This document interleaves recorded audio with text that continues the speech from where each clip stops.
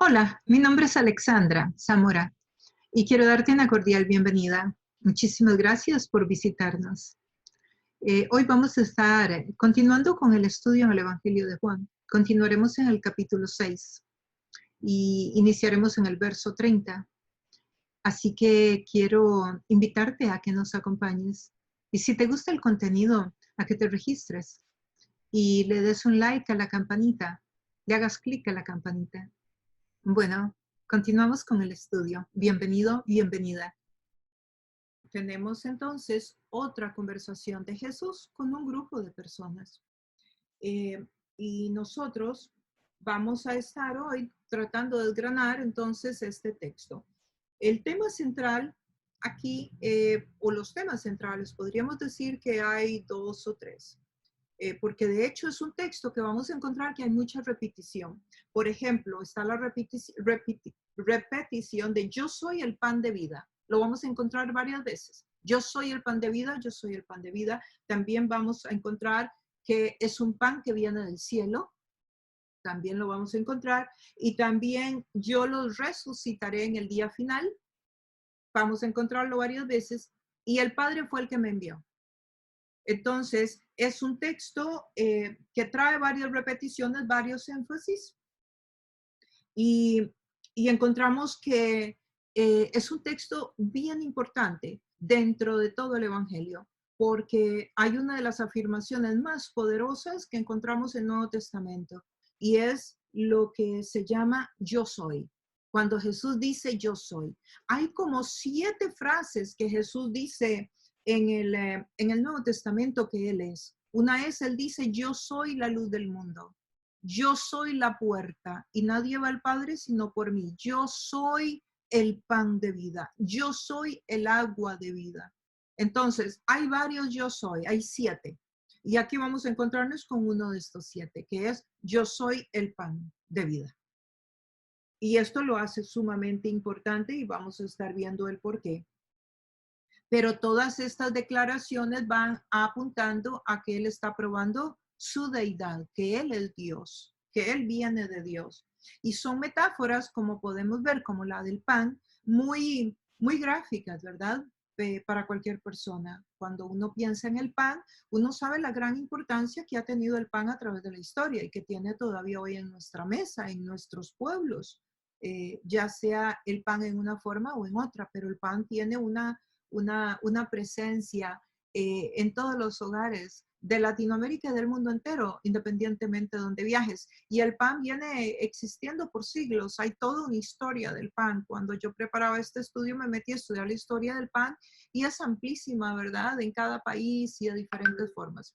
Entonces, Jesús aquí está usando una metáfora muy expresiva, muy gráfica, porque está muy interesado en que le quede muy bien, como cuando usó la metáfora del agua en Juan 4, recuerdan con la mujer samaritana. Ahí también él usa una metáfora, yo soy el agua de vida, el que bebe de esta agua no tendrá sed jamás. Y luego dice, yo soy el agua de vida. Ahí está el otro, yo soy. Y así vamos a ir encontrando varios yo soy en el estudio de Juan. Pero hoy nos vamos a concentrar en el pan. Yo soy el pan de vida. Y en el 30 dice, ¿qué señal harás para que la veamos y te creamos? Ok, más o menos algo así como, ¿y qué puedes hacer? Insistieron ellos. ¿Qué puedes hacer para que te creamos? A ver, pruébanos que tú eres el Hijo de Dios. Prueba lo que estás diciendo. Danos una evidencia. Hay todo un desafío a la autoridad. ¿Qué milagro vas a hacer para que te creamos? Prueba que lo que dices es verdad. Hay un desafío aquí muy fuerte a la autoridad de Jesús. El verso 31 dice, nuestros antepasados comieron el maná en el desierto. Ellos le dicen, nuestros antepasados comieron el maná en el desierto, como está escrito, pan del cielo les dio a comer.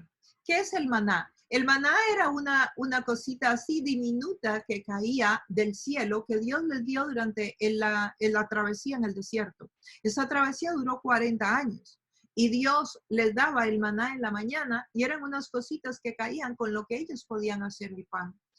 Y se los daba fresco todos los días. Ellos no lo podían guardar para el próximo día porque al final del día se podría. Y al próximo día Dios les volvía a mandar. Y desde aquí ya esto es todo un símbolo y una representación de la relación diaria con Jesús, de que no es algo que podemos guardar de mi relación de hoy, voy a guardar un poquito en la caja de seguridad para mañana y mañana lo voy a sacar. No, sino que es algo que debe ser vivido y experimentado cada día. Pero también habla del pan de cada día, o sea, habla de un Dios que nos provee cada día, de una relación fresca. Eh, y ellos le recuerdan a Jesús y le dicen aquí, nuestros antepasados comieron el maná en el desierto. O sea, a ver, ellos comieron 40 años y tú solo nos estás dando unas cuantas comidas. O sea, ¿qué más vas a hacer? Pan del cielo comieron ellos. Le recuerdan a Jesús entonces esta parte del Antiguo Testamento. Y como les digo, pues representaba a Jesús, ¿verdad? Ellos tienen una visión muy terrenal, ¿verdad? De la presencia de Jesús. Ellos están pensando en un pan terrenal, en un alimento físico. En el 32 dice, ciertamente les aseguro que no fue Moisés el que les dio a ustedes el pan del cielo. A ustedes se refiere a ustedes, pueblo de Israel, ¿verdad? No fue Moisés el que se lo dio, les afirma Jesús. El que da el verdadero pan del cielo es mi Padre. O sea, no fue Moisés el que los alimentó en el desierto, fue mi Padre. O sea, está enseñándoles, está aclarándoles. O sea, su mirada está puesta en Moisés, pero no fue así. Moisés fue solamente el instrumento. Jesús les enseña que el proveedor es Dios Padre, ¿no? Y el alimento fresco cada día en nuestra vida igualmente proviene de Dios.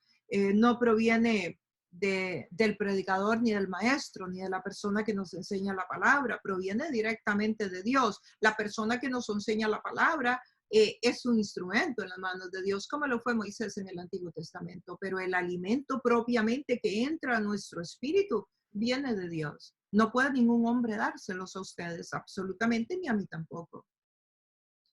Yo soy su alimento, dice Jesús ahí en el 32. Un alimento que además ha existido desde siempre, porque miren que dice, el que da el verdadero pan del cielo es mi Padre. O sea, el pan viene del cielo, es de eternidad, viene de allá, no es terrenal. Y el que lo da, pues es mi Padre. El 33. El pan de Dios es el que baja del cielo y da vida al mundo. Jesús inicia su tema aquí sobre el verdadero pan. Empieza Jesús a afinar su tema, como quien dice, ¿no? Aclarando que viene del cielo. El pan el que él va a ofrecer o está ofreciendo viene del cielo. No viene de la tierra y no se hace con harina. Y que la vida no solamente, y que este pan no solamente es para quitar el hambre física, también lo está dejando ver. Y que además Dios lo envió. ¿Y qué hace este pan por nosotros? Sería la pregunta que le hacemos al texto. Bueno, el pan de Dios baja del cielo y da vida al mundo. Ok, ¿cómo es que me da vida?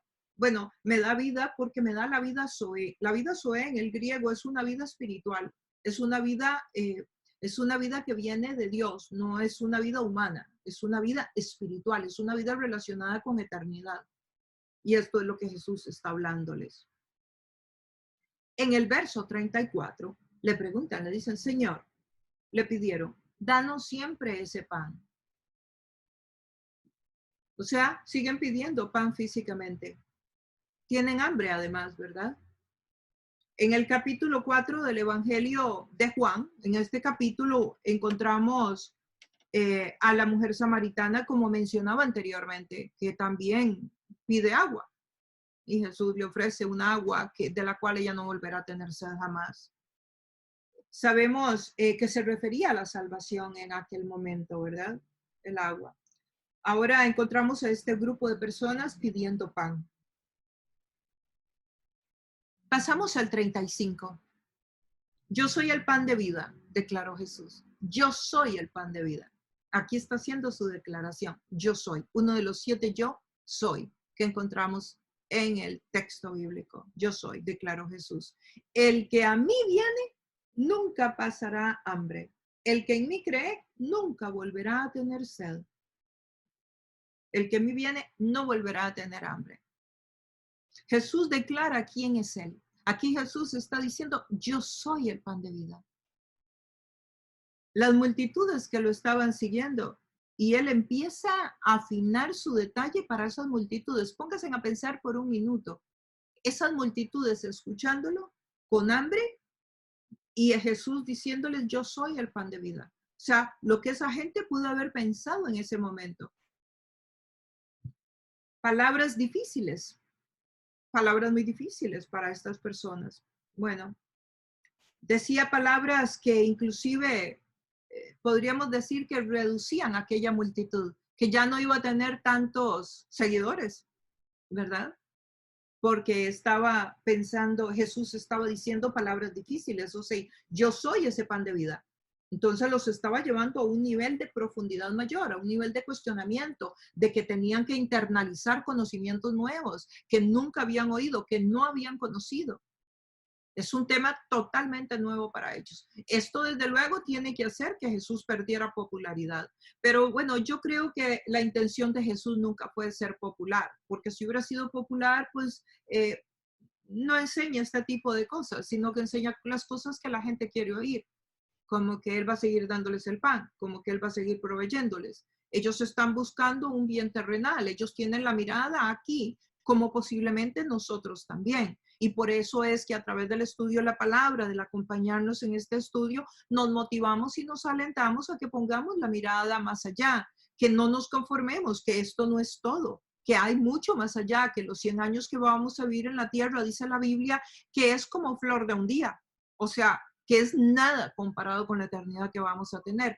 Pero aún para nosotros, seres humanos, aquí que entendemos la Biblia, la conocemos, queremos seguir al Señor, no deja de ser difícil mantener nuestra mirada en la eternidad. Es siempre difícil, o sea, siempre uno está pensando en la provisión de hoy, en cómo pago a final de mes todas mis responsabilidades económicas, ¿verdad? Así que, bueno, yo creo que para este grupo de gente tuvo que haber sido muy difícil encontrarse con que Jesús les diga, yo soy el pan de vida. O sea, ustedes vienen por un pan físico y yo les voy a hablar de un pan de vida y ese pan de vida soy yo, ¿verdad? Jesús no hablaba entonces de un pan físico. Ahora, vean que hay una palabra ahí que a mí me llamó la atención, que es la palabra viene.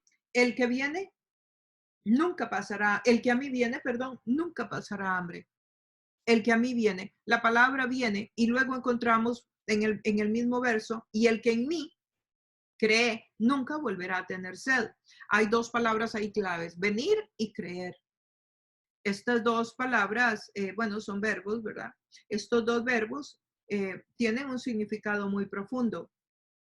¿Por qué? Porque la palabra venir aquí son palabras escritas en un tiempo continuo. Significa, los que a mí están viniendo. No es algo que se hizo y paró, sino es algo continuo que hacemos todos los días. Y también la otra palabra, cree, igual, los que en mí están creyendo, es algo que seguimos haciendo cada día. Es casi como que nosotros creemos en Jesucristo como nuestro Salvador y Señor, pero seguimos creyendo en todo lo que vamos aprendiendo. Seguimos creyendo, seguimos creciendo. No es algo que concluye. Entonces hay una fe para la salvación, pero también hay una fe, hay un creer en la fidelidad de Dios para el crecimiento espiritual, para seguir caminando y siguiendo a Jesús con su palabra, obedeciéndolo. Parece que entonces venir y creer son parte de un proceso en la vida del ser humano, pero bien claro está ahí en el 35. El que a mí viene nunca va a pasar hambre, pero vean que también es algo que nos pide que hagamos, no es algo que él hace. El que a mí viene, no es dice yo voy, no, aquí dice el que a mí viene. O sea, nos toca a nosotros venir aquí a la plataforma de Zoom y hacerle clic y venir a juntarnos y a compartir y aprender de la palabra.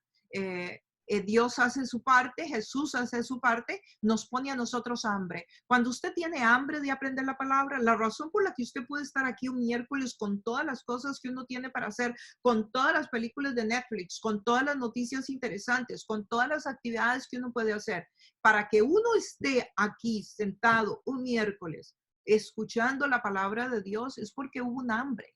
Hay una hambre en ti. Ten la plena seguridad que lo hay. Y si no recuerda dónde estabas un año atrás, no te hubieras puesto, esto te hubiera podido parecer aburridísimo quizás. es porque Dios ha puesto un hambre y esa hambre es puesta por Dios. Entonces aquí hablamos de pan, pero entonces para que queramos pan, para que ellos quisieran pan, tenían que tener hambre. Bueno, aquí en la metáfora que Jesús usa es pan y hambre tiene su participación en esta metáfora para que podamos comprender mejor el mensaje total. Entonces, en el 36, pero como ya les dije, a pesar de que ustedes me han visto, no creen. O sea, Jesús les dice, pues ya les dije lo que tengo que decir. Y a pesar de eso, ustedes, a pesar de que ustedes me han visto, aquí estoy, o sea, han visto mis milagros, han visto las sanidades, han visto mi poder, han visto a los paralíticos caminar, han visto a los leprosos ser sanados. O sea, ustedes han visto cualquier cantidad de señales, ustedes han oído que me sé el Antiguo Testamento, ustedes han visto mi calidad de vida. Bueno, y a pesar de eso, no me creen. Debe haber sido muy frustrante para Jesús. Y digo eso porque aunque uno tiene que aprender a que uno no puede convencer a nadie de seguir a Cristo, porque uno no puede. Uno lo más que puede es dar la palabra y como les he enseñado en el pasado, pues poner un confitito cada vez que Dios te dé la oportunidad en la vida de alguien, como para que esa persona vaya despertando su curiosidad por Dios, digamos, hasta que la persona ya te pida, te pregunte y tú veas que hay un espacio sabio para compartir. Pero orar por la persona, claro, durante el proceso, pero no deja de ser a veces frustrante cuando es alguien que tú amas. Y en este caso Jesús amaba a la gente, él había venido, se había despojado de su trono de gloria, había venido a la tierra dispuesto a morir en una cruz por amor. O sea, él amaba a aquella multitud y así hizo todo lo posible y aún así no le creían. Y yo pienso que muchas veces tú y yo estamos en la misma situación. O sea, amamos gente y tratamos de tal vez acercarlos al Señor, de que entiendan la importancia que tiene. Y gente que uno a veces ama mucho y no deja de ser doloroso o inclusive frustrante. Aquí yo me imagino que Jesús se sentiría un poco frustrado. A mí me duele, por ejemplo, yo he ayudado a mucha gente a caminar con Cristo y después de 2, 3 años se alejan completamente y van atrás y sus vidas vuelven al alcoholismo y sus matrimonios se vuelven a destruir y pasan cosas. Y por más que yo les diga que yo sí puedo superar todo esto, pero duele, uno le duele porque uno llega a amar a la gente y uno sabe lo que va a pasar, ¿no? Bueno, el verso 37. Perdón, en el 36 todavía, ellos demandan una señal. Jesús se las está dando, pero la señal ellos no la pueden ver y ellos no la pueden creer. El 37, todos los que el Padre me da, vendrán a mí. Todos los que el Padre me da. Sí, ¿por qué el Padre? Porque esta hambre que tú y yo tenemos es puesta por el Padre en nosotros a través del Espíritu Santo. Esta hambre de poder venir, leer la palabra, eso de que usted a veces se pone a leer la Biblia y un día si no estás ahí vas a llegar, que tú te pones a leer la Biblia y tú no quieres parar y vas a ver que te va a llegar un día si sigues caminando con Jesús, de que tú quieres saber más, de que tú quieres conocer más. Es una hambre que proviene del Espíritu Santo, ni siquiera proviene de uno. Entonces dice, todos los que el Padre me da vendrán a mí y al que a mí viene no lo rechazo. Dice Jesús, yo no lo voy a rechazar, yo lo voy a recibir. La voluntad del Padre para tener vida eterna es que creamos en Jesucristo, porque mire como todos los que el Padre me da vendrán a mí y el que a mí viene no lo rechazo. O sea, el Padre se los da a Jesús. El Padre no se los da a otra persona, se los da a Jesús.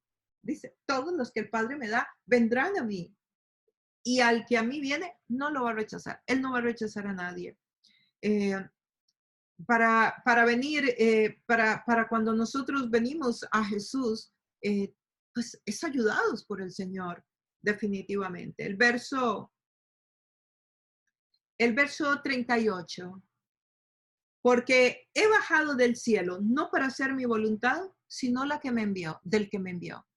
Aquí Jesús dice, yo no vine a hacer lo que yo quería, yo vine a hacer lo que el Padre quería, sino la del que me envió. Pero aquí de nuevo tenemos a un Jesús que está clarificando su deidad. A mí me envió el Padre. Primero soy el Padre de vida y ahora me envió el Padre. Sí, o sea, otra frase más, imagínenselo ante la multitud y él tratando de probar que él es Dios para convencerlos. para que pudieran ser salvos. Y Mateo 26:42 dice lo siguiente sobre esto. Voy a leer este texto para iluminar el estudio que tenemos en Juan 6. Por segunda vez se retiró Jesús a orar en Mateo. Padre mío, oró. Vean qué linda oración hizo. Padre mío, si no es posible evitar que yo beba este trago amargo, hágase tu voluntad. Sí, un poco como leímos el otro día en Daniel, cuando Daniel es tirado al horno de fuego y le dice a Nabucodonosor, mi Dios puede salvarme. Pero si mi Dios no me salvara, yo con todo no me arrodillaré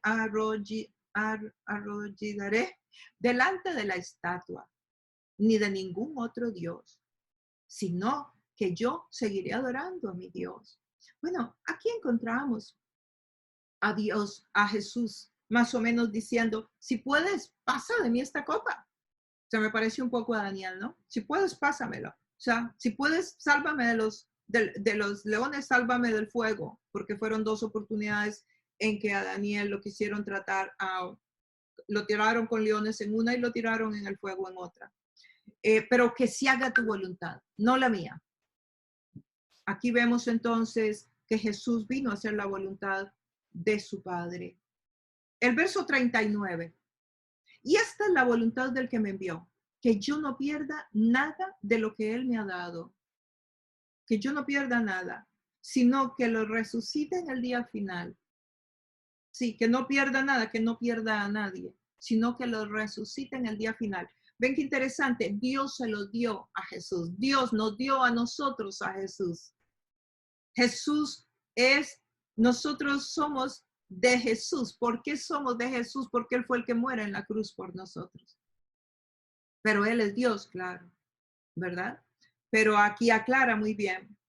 Y esta es la voluntad del que me envió. ¿Quién lo envió? El Padre. ¿Para qué es la voluntad? Que yo no pierda a nadie, sino que los resucite en el día final. Esto me recuerda la pregunta que hizo Jaime Padre hace unos días sobre la eternidad.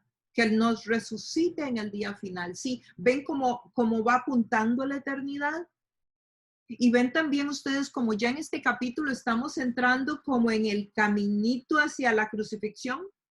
Ya empieza a hablar de otra temática que no hablaba por allá antes. Antes era más como de salvación a la samaritana, Nicodemo, multiplicó los panes y los peces, y aquí ya empieza a hablar en otro lenguaje, ya más induciendo, porque ya se está acercando la Pascua, en la cual Él va a ser crucificado. Dice, y aquí vemos también, ¿verdad? Que dice, esta es la voluntad del que me envió. Aquí está hablando del que me envió. De que me envió significa que Él existía antes de que todo fuera formado, de una preexistencia. Jesucristo aquí en el Padre le ha dado el poder de resucitarnos en el día final. O sea, porque Él dice, ¿quién nos va a resucitar? Sino que los resucita en el día final. ¿Quién nos va a resucitar? ¿El Padre o Jesús? De acuerdo a este texto nos resucita Jesús. Y también yo les he compartido a ustedes que en el juicio final, el que nos va a dar los galardones o la remuneración por lo que hicimos en la tierra, en nuestro espacio de acción, es Jesús también. Es como Dios, el Padre honrándolo, ¿no? Como Él murió en la cruz, Él hizo, bueno, es a través de Él que todo esto va a suceder en tu vida y en la mía. Entonces el Padre lo honra, lo reconoce. Y vamos a ver que en el 39, en el 40, en el 44 y en el 54 dice lo mismo, vuelve a repetir, lo resucitó en el día final, lo resucitaré en el día final, en 4 textos seguidos.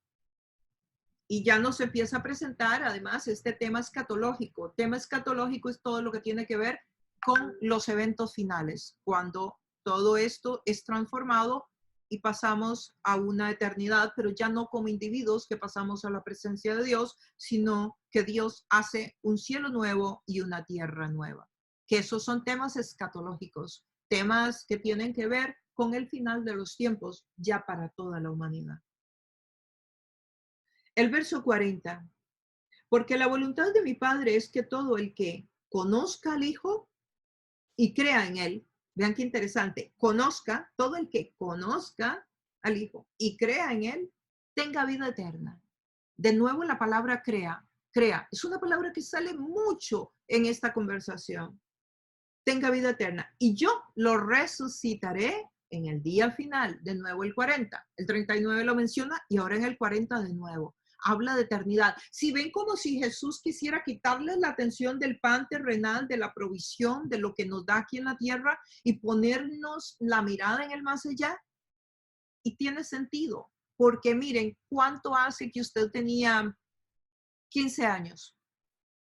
Y que usted dice, ¿en qué momento? O sea, ya soy una persona grande. O sea, el tiempo se nos va así, ¿verdad? Independientemente de la edad. Yo sé que para los que tienen 30 aquí o 27, fue hace menos tiempo. Pero en realidad uno siente que se le fue rapidísimo el tiempo. Y la Biblia dice que la vida aquí en la tierra es como el abrir y cerrar de los ojos en comparación con la eternidad.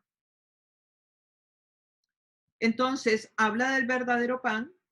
Y este es un misterio, porque si bien es cierto que el maná cayó del cielo, nunca había sido explicado que el maná era un símbolo de Cristo, de lo que Dios nos daría en Cristo Jesús. Es un misterio que está siendo revelado aquí. El mismo Jesucristo lo está revelando. Jesús les está diciendo que Él es el pan, que Él descendió del cielo y que este pan da vida. Maravilloso, ¿no? Y esta salvación y vida eterna no es por un mérito humano, no.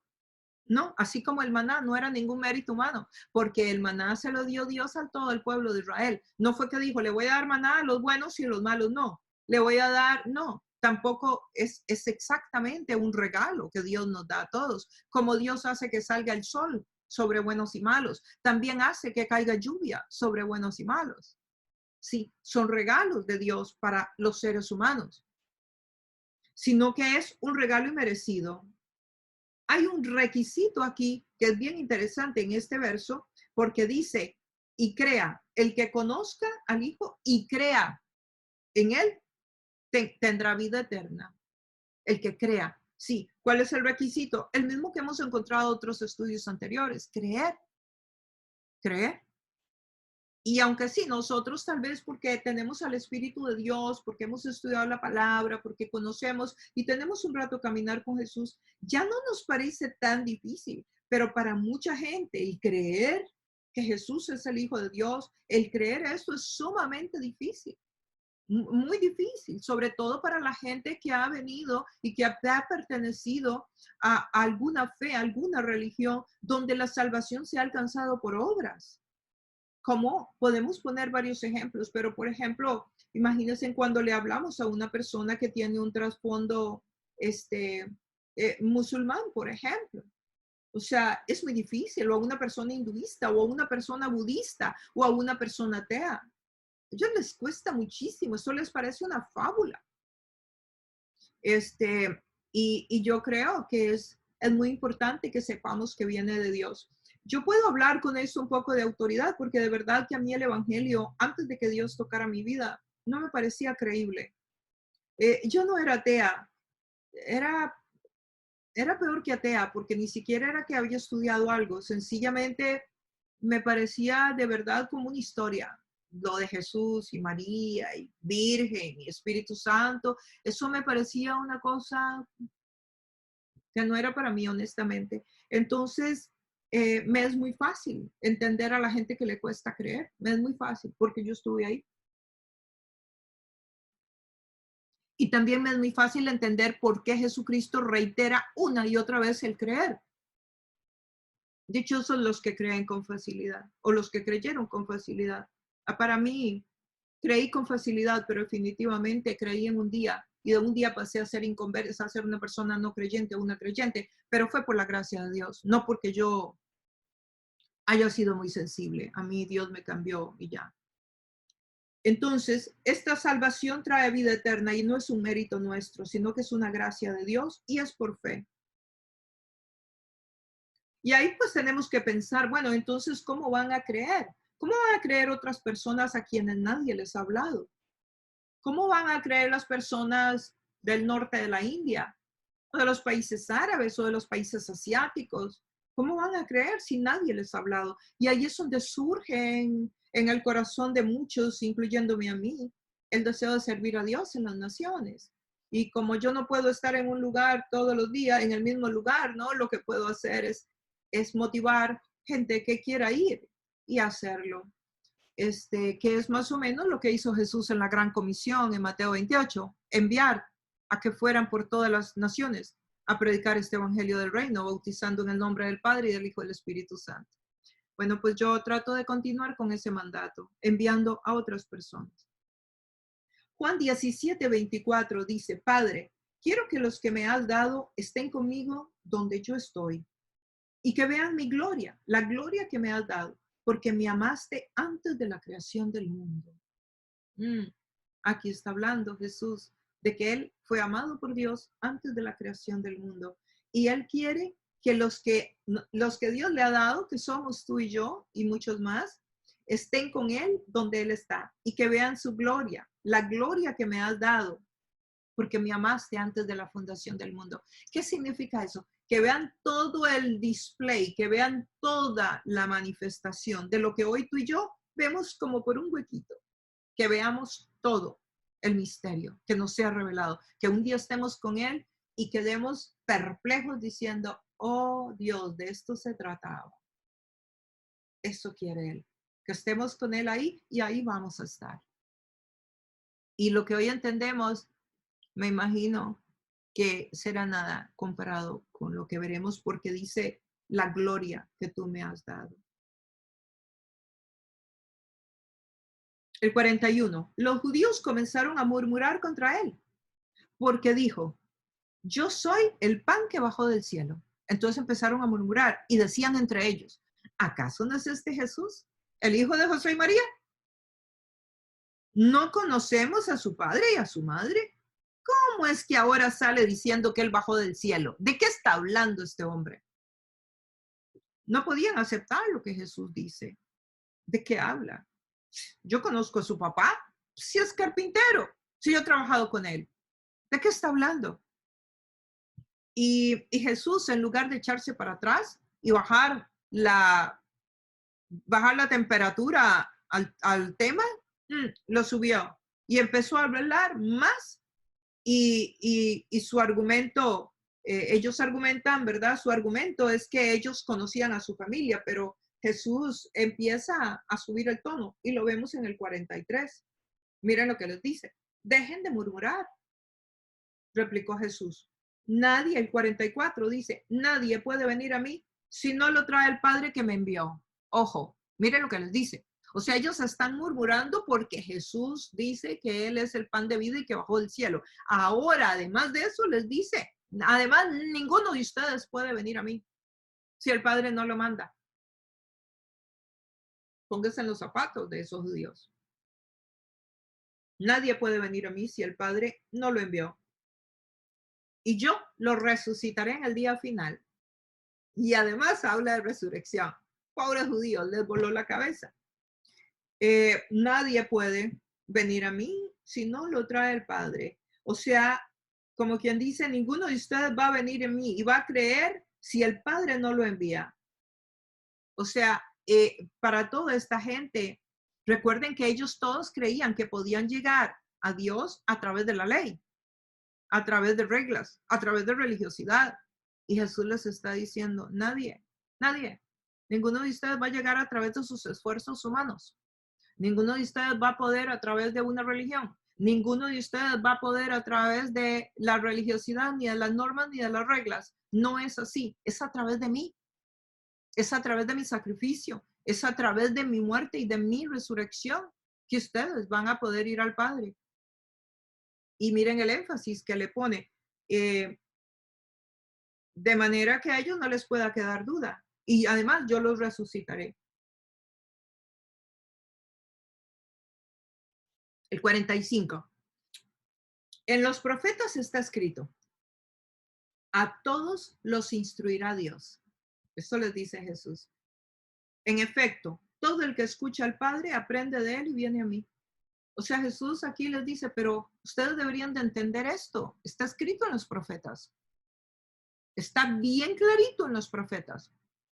Y ahí dice todo esto de mí. Si ustedes hubieran seguido las enseñanzas de los profetas, ustedes estarían entendiendo y vendrían a mí. Isaías 54:13 es uno de esos profetas a los que Jesús está haciendo referencia.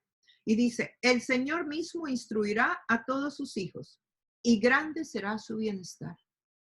Aquí habla del bienestar, pero Jeremías también agrega un poco, Jeremías 31:34, otro profeta del Antiguo Testamento. Ya no tendrá nadie que enseñar a su prójimo, ni dirá nadie a su hermano, conoce al Señor, porque todos, desde el más pequeño hasta el más grande, me conocerán. Afirma el Señor, yo les perdonaré su iniquidad y nunca más me acordaré de sus pecados. Eso es exactamente lo que hizo Jesús. Ya nadie va a tener que enseñarle a nadie qué era lo que pasaba en el Antiguo Testamento, porque ahora todos me conocerán, desde el más pequeño hasta el más grande, desde el más importante hasta el menos importante. Y todos me van a conocer, afirma el Señor, yo perdonaré su iniquidad y nunca más me acordaré de sus pecados. Eso es lo que hace Jesús, perdonar nuestros pecados. ¿Y sabe por qué? Sabemos que es de Jesús, porque se acuerdan que en el Antiguo Testamento no había perdón de pecados.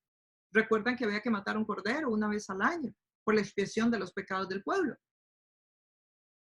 Pero aquí ya el profeta está profetizando a futuro, que un día conocerán al Señor, desde el más pequeño, desde el más importante hasta el menos importante, desde el más grande al más pequeño, y les perdonará todos sus pecados. Y que conocerán al Señor. O sea, quiere decir que había en el Antiguo Testamento, no lo habían conocido.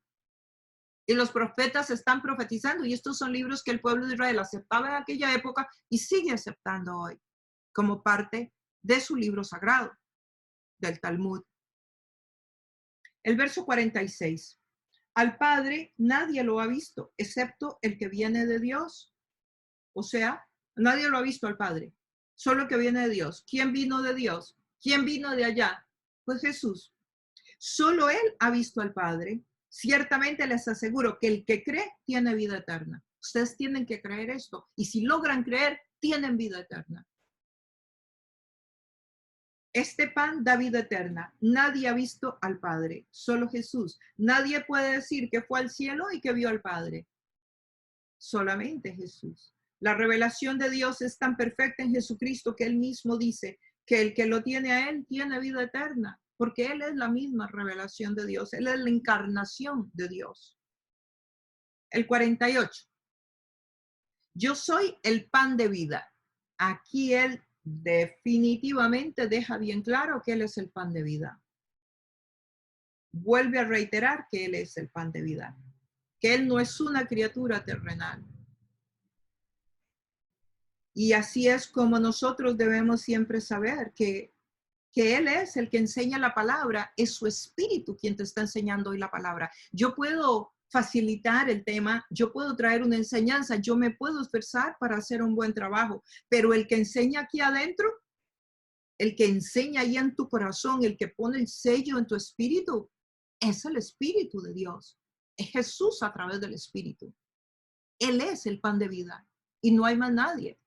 Yo no podría, ustedes no podrían aprender de la palabra si el Espíritu de Dios no se los escribiera en el corazón. Porque Él es el maestro, Él es el Señor, Él es el pan de vida. No yo, ni ningún maestro. Nosotros solo somos canales que tenemos que hacer bien el trabajo, sí, de estudiar la palabra para saber lo que enseñamos, pero definitivamente Él es el que enseña aquí adentro en esta parte del ser humano. Los antepasados de ustedes, dice el 49, comieron el maná en el desierto, sin embargo murieron. Aquí hay un tonito un poco del humor de Jesús, ¿verdad? Si no vean, los antepasados de ustedes comieron el maná en el desierto, pero murieron todos. Ahora, con este sentidito del humor, él se refiere a un pan de vida eterno. Él es un pan y la persona que lo tenga no muere nunca.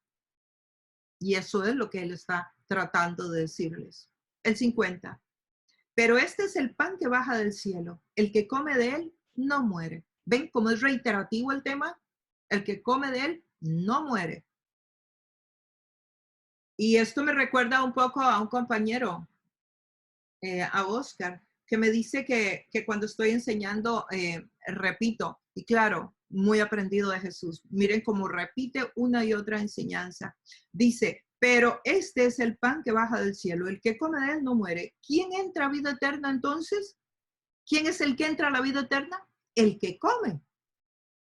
Ese es el que entra a vida eterna. El que come de él. El que come de su palabra. Y aquí ya vamos con la palabra comer. Ven un poquito cómo va, como apretando el tema, lo va aterrizando, como diríamos. Sí, el que come de él no muere. Él es el pan y hay que comerlo. Ya habla de comer. Sí, habla de internalizarlo. Habla de ponerlo adentro. No habla de un creer afuera. No habla de un admirar. No habla de que me parece que Jesús es un gran maestro de luz. No habla de que me parece que sí, que es uno de los sabios. Sí, que es un gran iluminado. No, no, no. Habla de comérselo. Habla de internalizarlo. Habla de llevarlo por dentro.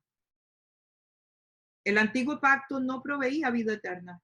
El nuevo pacto sí la provee en Jesucristo. El antiguo pacto no proveía vida eterna. Era un cordero una vez al año y había que sacrificar para perdón de pecados. Con Jesús, Él fue el cordero, la consumación, y Él llevó nuestros pecados en la cruz.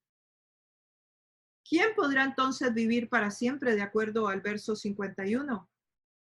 El que come.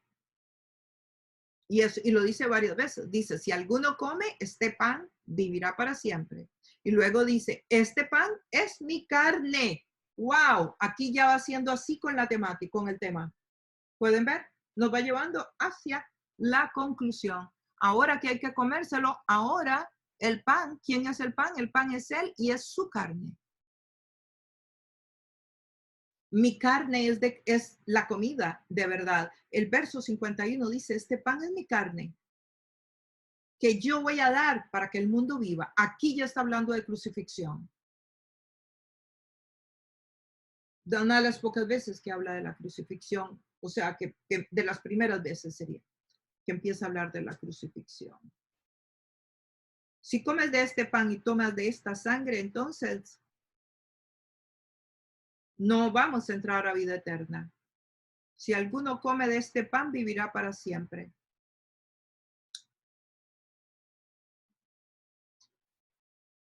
¿Cuál es el pan?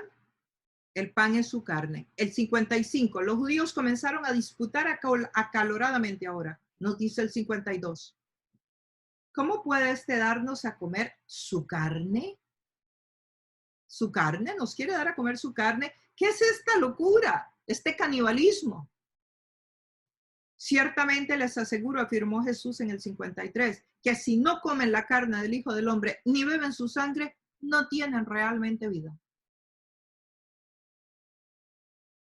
No sé, me parece a mí que los fue como trastornando. Ahí ustedes me dirán cuando hagamos la pausa lo que esto les hace pensar.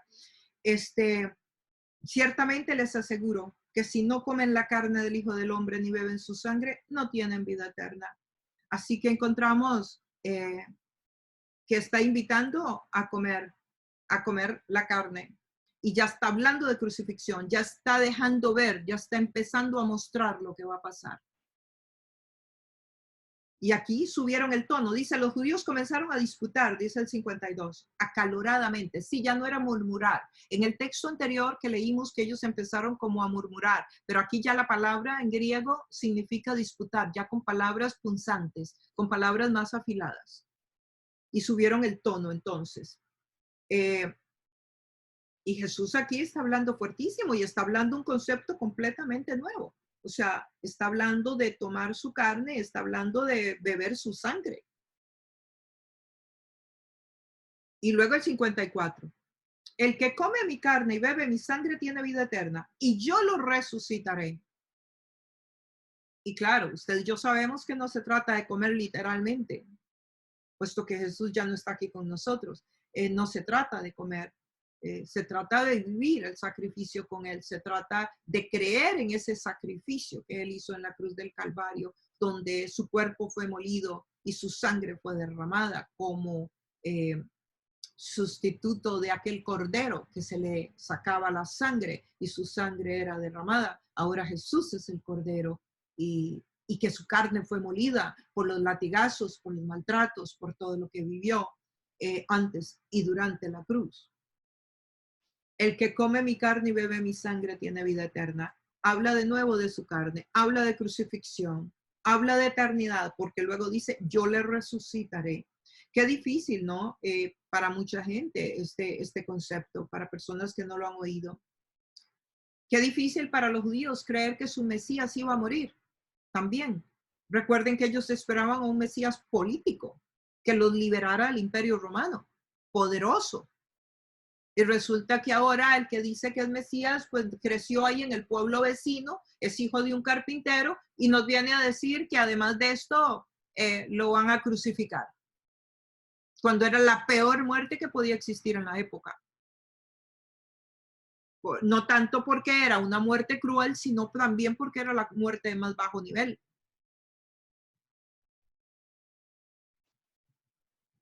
Aunque ellos sabían que esto iba a pasar, porque si ellos leían el Antiguo Testamento lo sabían. Recuerden que Isaías hablaba, Isaías 53, 54 habla de los sufrimientos de Cristo y profetiza de que sufriría.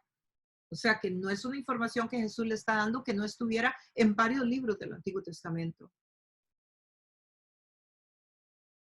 Y bueno, y ustedes recuerdan que en uno de los estudios que yo di por allá al principio, cuando dimos la introducción al Evangelio de Juan, hablamos un poco sobre algunos historiadores y las evidencias externas. Creo que fue en el curso pasado, las evidencias en introducción a la Biblia, las evidencias externas de que la palabra es relevante y que la palabra es la autoridad de Dios.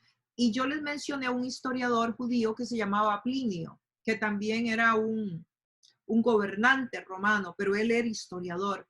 Y que Plinio dice que él hizo una investigación y le mandaba una carta que se encuentra todavía en los anales de la historia. Él le mandaba una carta al emperador donde le decía, yo investigué a este grupo de gente y no encontré en ellos nada malo, a estos seguidores de ese Jesús. Lo que sí encontré es que se reúnen en una casa y como que se comen la carne de un niño y se toman una sangre.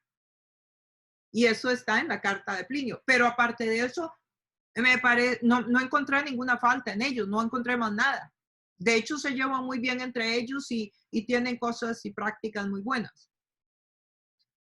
Claro, porque en aquella época yo me imagino la gran confusión que podría causar en la gente el comer la sangre y el comer la carne y tomar la sangre. Entonces, para alguien desde afuera que oía, bueno, vamos a ir a, no sé cómo lo dirían, tal vez no lo dirían como lo decimos hoy, vamos a ir a tomar la cena o vamos a tomar la comunión o la Eucaristía. Tal vez lo decían de forma diferente y entonces para Plinio y para muchos era como, ¿qué está haciendo esta gente? ¿Qué será lo que hace? Además, recuerde que ellos estaban en persecución, o sea, no dejaban que nadie se acercara ni oyera lo que hacían. Entonces era así como algo de espías, ¿verdad? Como sospechoso. Y oían carne y sangre, quién sabe qué estarán haciendo ahí adentro. ¿Verdad? Y tenemos, por ejemplo, que esta es una de las diferencias precisamente en el catolicismo, por ejemplo, y los evangélicos, que dentro del catolicismo existe lo que se llama la transustanciación, que es que en el catolicismo se cree que ahí está literalmente la sangre, que cuando el líder religioso, el sacerdote, levanta la copa y levanta la hostia, eso se convierte en el cuerpo y la sangre de Jesús. Se llama la transustanciación. Dentro de la fe evangélica creemos que eso es un símbolo, pero que no es la sangre ni es el cuerpo literal. El verso 55. Porque mi carne es verdadera comida y mi sangre es verdadera bebida.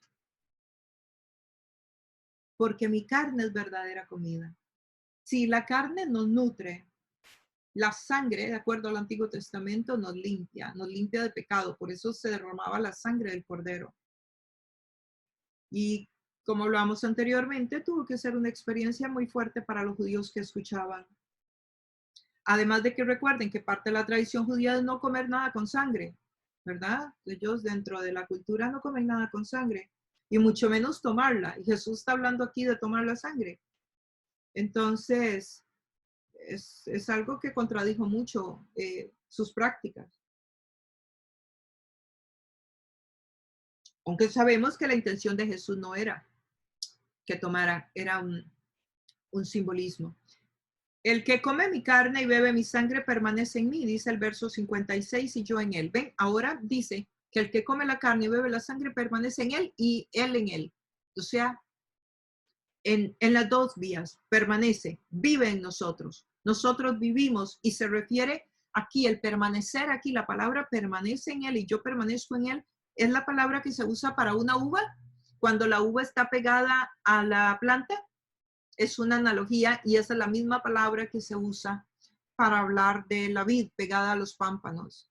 O sea, el que permanece en mí, el que está pegadito, el que sigue alimentándose. La uva se sigue alimentando, ¿verdad? De la planta. El 57. Así como me envió el Padre viviente y yo vivo por el Padre, también el que come de mí vivirá por mí. Habla de su preexistencia. Este texto nos da una referencia a la unidad entre el Padre y el Hijo, porque dice, así como me envió el Padre viviente y yo vivo por el Padre, habla de unidad entre ellos. Y encontramos, también el que come de mí vivirá por mí. Encontramos de nuevo la palabra comer. Sí, es de internalizar, como cuando tomamos la comunión, la Eucaristía, la Santa Cena, y nosotros abrimos la boca y nos ponemos eso dentro de nosotros.